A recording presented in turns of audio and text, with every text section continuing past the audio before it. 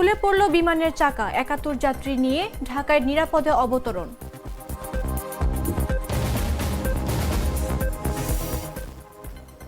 তথ্য উপদেষ্টার উপর বোতল নিক্ষেপ, সেই শিক্ষার্থী আটক।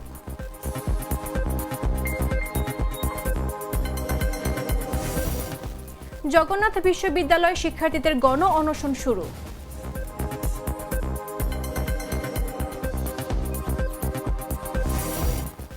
মেঘনায় ভেসে উঠেছে মরা মাছ।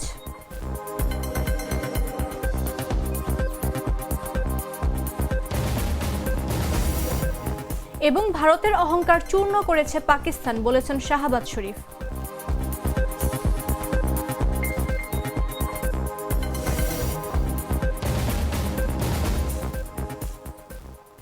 আমন্ত্রণ সন্ধ্যা ৭টা নিউজে, আপনাদের সাথে রয়েছে আমি মামদুহা রাইসা।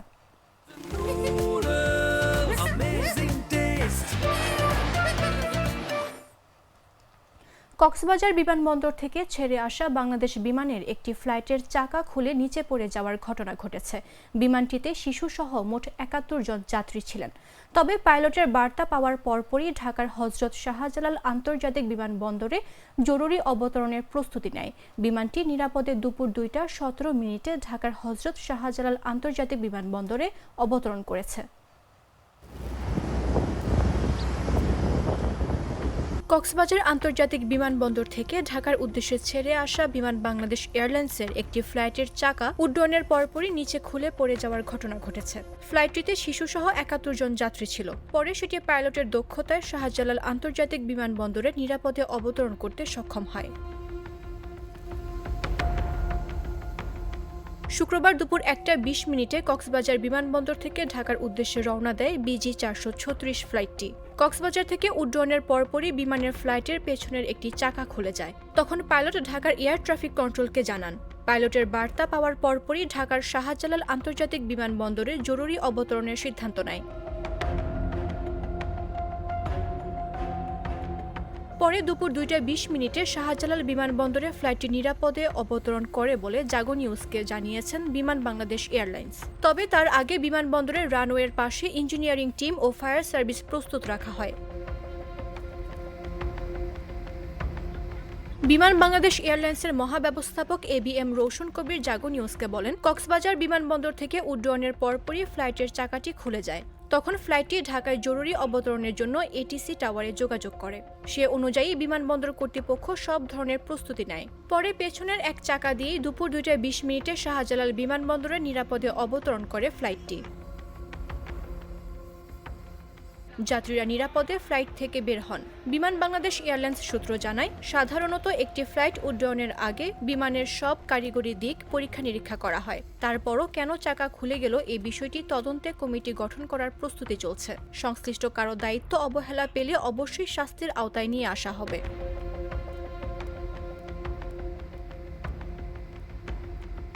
এক জায়গায় ফ্লাইটটি কিভাবে নিরাপদে অবতরণ করলো এমন প্রশ্নের জবাবে বিমানের ঊর্ধ্বতন এক কর্মকর্তা বলেন, জরুরি ক্ষেত্রে বিমানের পেছনের এক চাকা দিয়েও ফ্লাইট নিরাপদে অবতরণ করা যায়। এক্ষেত্রে চালকের দক্ষতা বেশি জরুরি। তবে এ ধরনের অবতরণের ফ্লাইট ক্র্যাশ করার বা দুর্ঘটনার ঝুঁকি থাকে। কিন্তু বিমানের ফ্লাইটের সংশ্লিষ্ট পাইলট আজ দক্ষতার পরিচয় দিয়েছেন।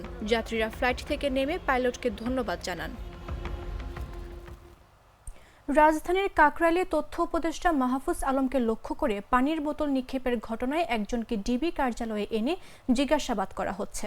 আজ শুক্রবার বিকেলে ডিএমপির মিডিয়া বিভাগের উপ পুলিশ কমিশনার মোহাম্মদ তালেবুর রহমান এ তথ্য জানান। ডিসি মোহাম্মদ তালেবুর রহমান বলেন, তথ্য উপদেষ্টার দিকে পানির বোতল ছুড়ে মারার ঘটনায় একজনকে ডিবি কার্যালয়ে এনে জিজ্ঞাসাবাদ করা হচ্ছে। জিজ্ঞাসাবাদ শেষে তাকে তার অভিভাবকের কাছে হস্তান্তর করা হবে। কয়েকটি দাবিতে আন্দোলনরত জগন্নাথ বিশ্ববিদ্যালয়ের শিক্ষার্থীদের সঙ্গে কথা বলতে গত বুধবার রাত 10টার পর কাকরাইল মসজিদের সামনে যান তথ্য উপদেষ্টা মাহফুজ আলম। সেখানে তিনি কথা বলার এক পর্যায়ে একটি প্লাস্টিকের পানির বোতল উড়ে এসে তার মাথায় পড়ে। এরপর আর কথা না বলে সেখান থেকে চলে যান মাহফুজ আলম।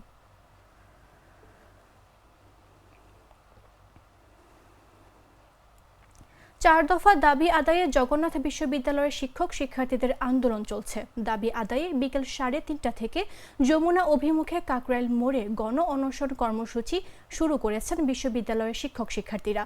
ব্যবসায়িক অনুষদের ডিন মঞ্জুর মোর্শেদ গণ অনশন কর্মসূচির ঘোষণা দেন। তিনি বলেন, এখন থেকে আমাদের গণ অনশন শুরু। দাবি আদায় না হওয়া পর্যন্ত আমাদের গণ অনশন কর্মসূচি চলবে। সাবেক ও বর্তমান শিক্ষার্থীদের সমাবেশে জবি ঐক্যের পক্ষ থেকে এই অনশন শুরু হয়েছে। এর আগে পূর্ব ঘোষিত কর্মসূচি অনুযায়ী 4 দফা দাবি আদায়ে তৃতীয় দিনের মতো অবস্থান কর্মসূচি পালন করছেন জগন্নাথ বিশ্ববিদ্যালয়ের শিক্ষার্থীরা। সমাবেশে যোগ দেন বিশ্ববিদ্যালয়ের সাবেক শিক্ষার্থী ও বিভিন্ন বিভাগের অ্যালামনাইরাও। তবে তারা আজ কাকরাইল মোড়ে নয়, বরং প্রধান উপদেষ্টার ভবনের যাওয়ার সড়কের মুখে অবস্থান নিয়েছেন। ফলে খোলা রয়েছে কাকরাইল মোড়, যান চলাচলও স্বাভাবিক রয়েছে।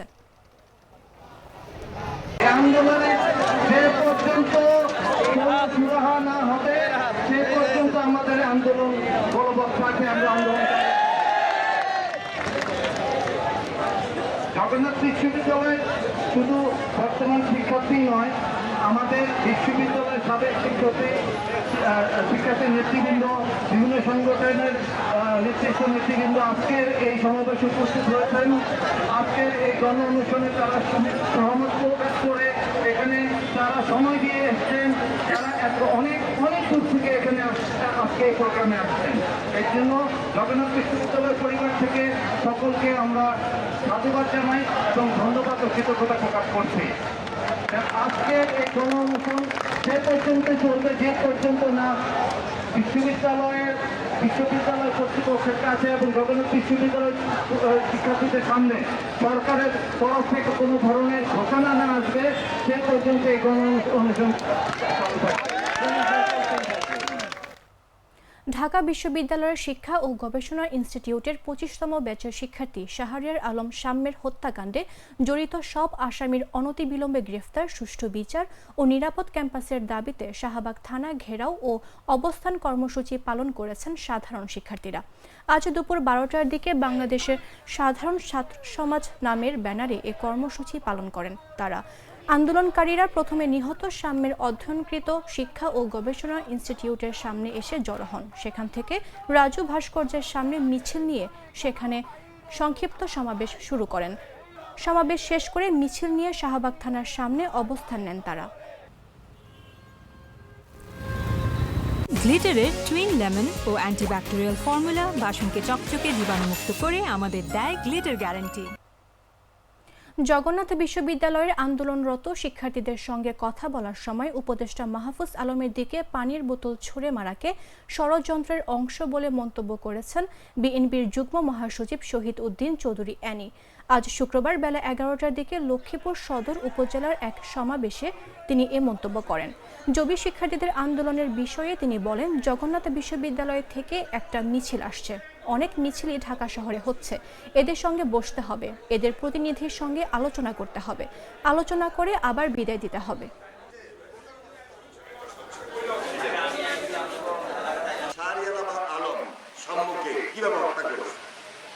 এগুলো চক্রান্তের অংশ, কিন্তু বাহ্যিকভাবে বিচ্ছিন্নভাবে এগুলো দেখার কোনো সুযোগ নেই।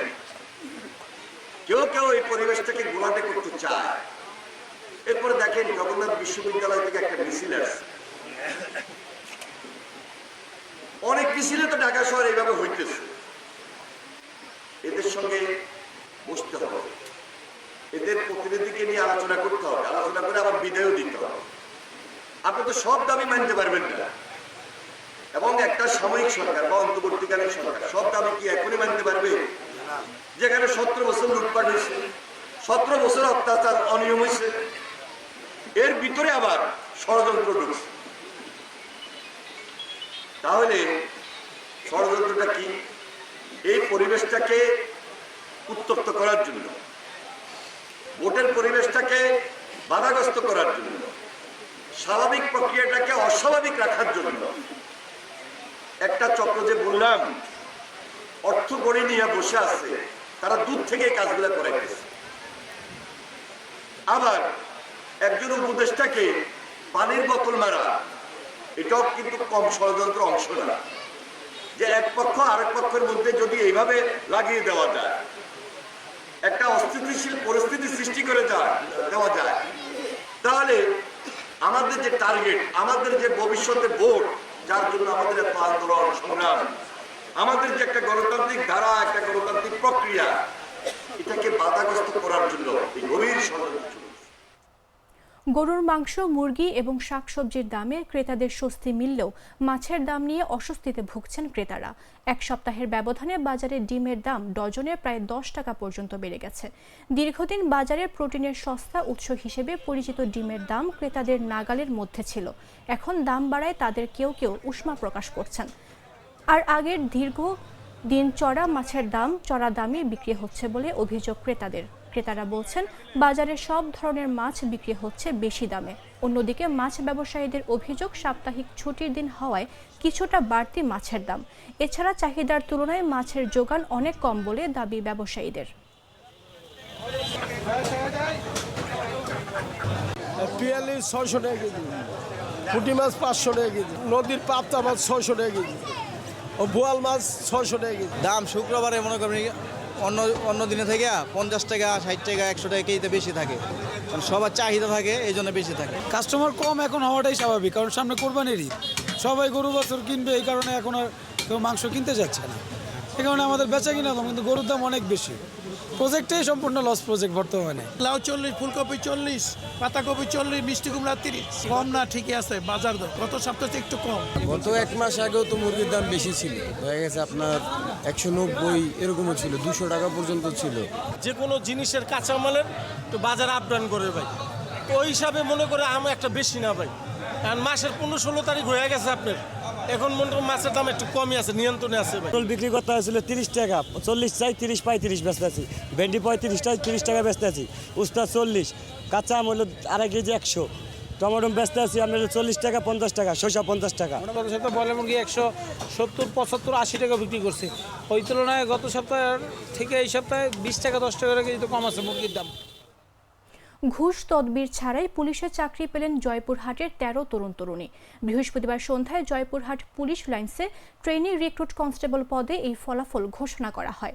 নতুন চাকরি পাওয়া এই তরুণ তরুণীদের পরীক্ষার চূড়ান্ত ফল ঘোষণা করেন জেলা পুলিশ সুপার মোহাম্মদ আব্দুল ওয়াহাব। এ সময় তাদের ফুল দিয়ে বরণ করে নেন তিনি।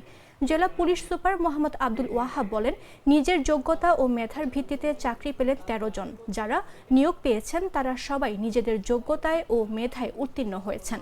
এতে তাদের কোনো যোগাযোগ, লবিং ও ঘুষ বিনিময় করতে হয়নি। জয়পুরহাটে পুলিশ সার্কুলার দেখে 120 টাকা দিয়ে সার্কুলার তুলে আমি আবেদনটি পূরণ করেছি। তারপরে আমি মাঠ পর্যায়ে সব পর্যায়ে আমি উত্তীর্ণ হয়েছি। তারপরে আমি পরীক্ষায় উত্তীর্ণ হয়ে আজ আমি সফল পুলিশ কনস্টেবল নিয়োগের একজন নির্বাচিত সদস্য। আর পুলিশ সম্পর্কে অনেকেরই ভ্রান্ত ধারণা রয়েছে যে টাকা ছাড়া পুলিশের চাকরি সম্ভব না, টাকা ছাড়াও পুলিশের চাকরি সম্ভব। আমি তার চাঁদপুরে মেঘনা নদীতে ভেসে উঠছে বিভিন্ন প্রজাতির দেশীয় মাছ। আজ শুক্রবার ভোর থেকে জেলার মতলব উত্তরের 60 নল থেকে দশানী এলাকার মরা মাছ ভেসে উঠতে দেখা গেছে।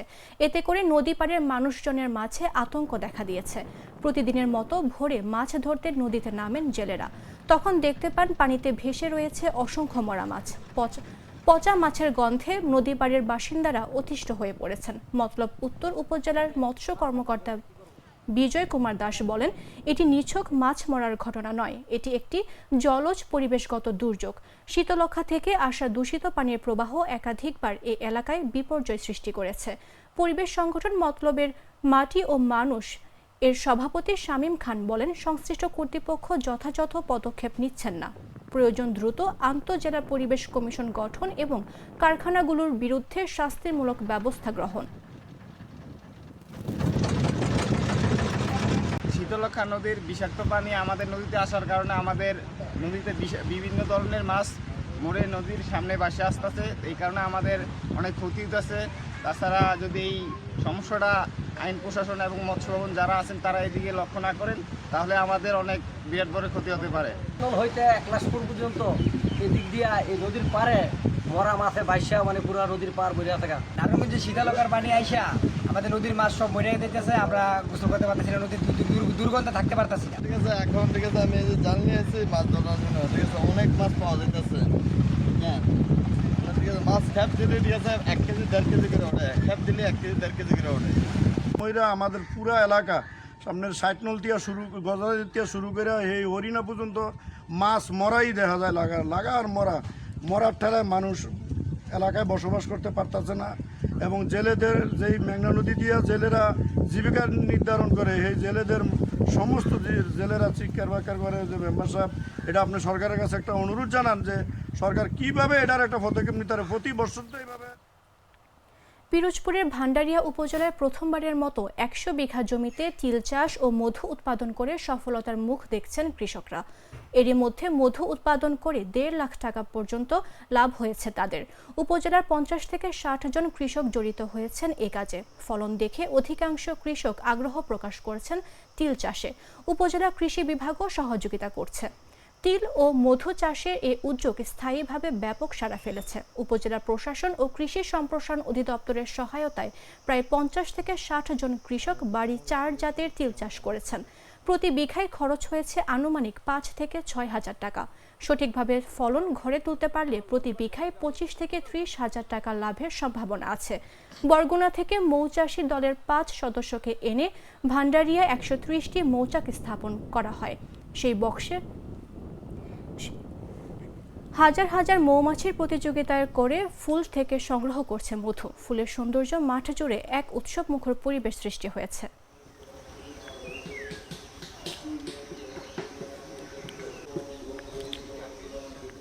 প্রথম আমরা এই মাঠটার সমস্ত মাঠ ফাঁকা থাকতো। তার গত বছর আমি এই কিছু জমিতে তিল চাষ করছি।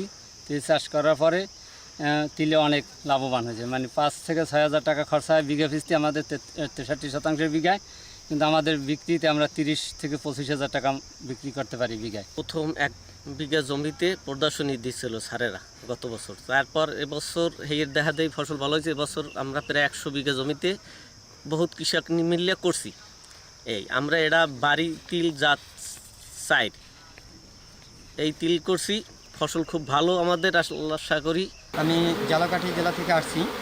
আমি এই জায়গায় 100 একর জায়গায় 100 একরে তিল এবং সূর্যমুখী চাষ হয়েছে। আমি এবছর 130টা বক্স আনছি। এই জায়গায় 130টায় আমি ফার্স্টের কালেকশনে আমি 8 মণ মধু পেয়েছি, যার বাজার মূল্য 1,80,000 থেকে 2 লক্ষ টাকা। আমার 30,000 টাকা খরচ হয়েছে। আমরা এখন এই যে মাঠে দাঁড়িয়ে আছি, এই মাঠে প্রায় 100 একরের বেশি জায়গায় একই সাথে তিল এবং মধুর চাষ হয়েছে। তিল চাষের মাধ্যমে আমরা বিশ্বাস করি যে কৃষকরা এবার 40 লাখ টাকার বেশি মুনাফা করতে পারবে শুধুমাত্র তিল বিক্রি করে। এর পাশাপাশি 120টি মৌচাক স্থাপন করা হয়েছে। এই মৌচাকের মধু বিক্রির মাধ্যমে তার 1 থেকে 1.5 লাখ টাকার মতো লাভবান হবেন। তাদের লাল সরিষার দানা থেকে তৈরি হয় প্রাণ সরিষার তেল, আসল ঝাঁঝে আসল স্বাদে। জানাবো আন্তর্জাতিক সংবাদ।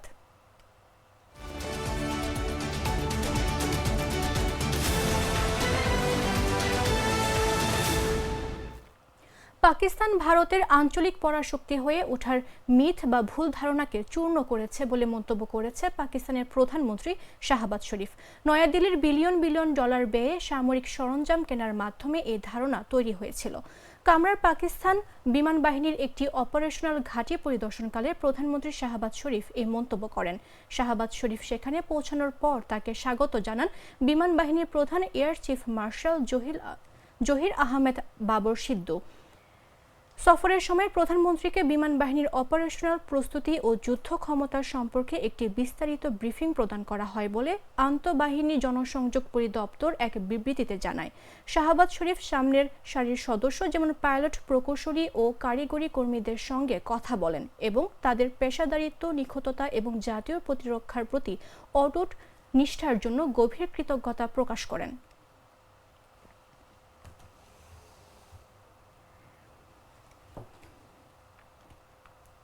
জানাবো খেলার সংবাদ।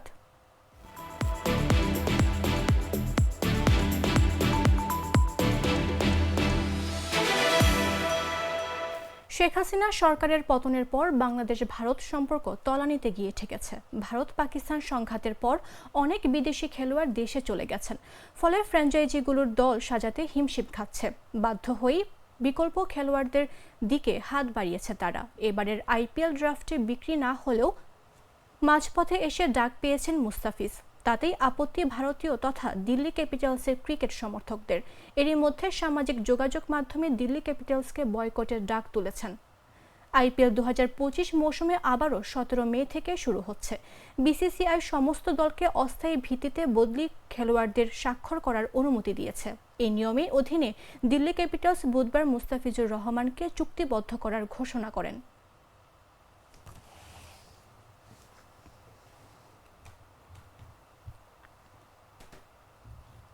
সংবাদ শেষ করার পূর্বে শিরোনামগুলো জানিয়ে দিচ্ছি আরও একবার।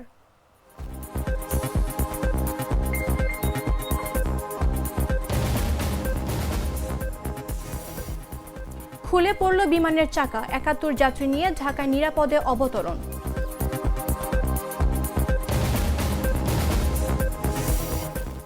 তথ্য উপদেষ্টার উপর বোতল নিক্ষেপ, সেই শিক্ষার্থী আটক।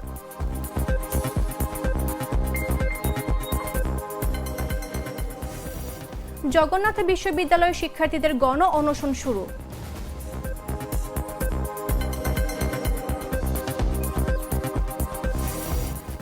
মেঘনায় ভেসে উঠছে মরা মাছ।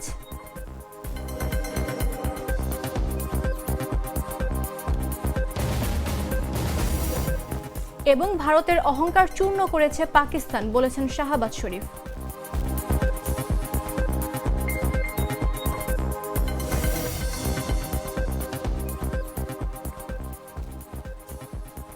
দর্শক, এই ছিল এখনকার মতো। এতক্ষণ সঙ্গে থাকার জন্য ধন্যবাদ সবাইকে।